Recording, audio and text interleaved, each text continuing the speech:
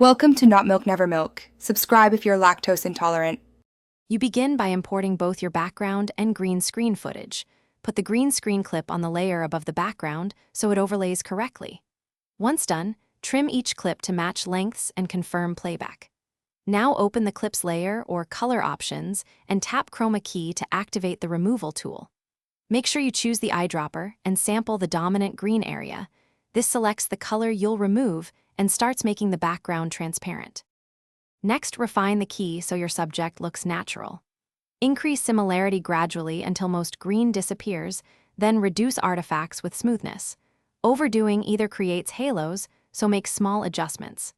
Use edge feather or the mask tool to clean stray pixels and smooth the subject edge, and reposition or scale layers to match perspective. Turn on spill suppression to neutralize green reflections on skin or clothing. Sample any shadow areas to prevent transparent gaps. Then finally play the whole sequence to ensure the key holds during motion. If small frames show artifacts, add a mask or keyframe the mask to follow motion.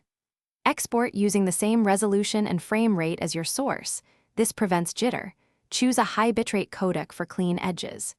If you still see flicker or green fringing, rekey using a tighter mask and stronger spill suppression, or, when possible, reshoot with more even lighting and a smoother green surface to eliminate persistent issues.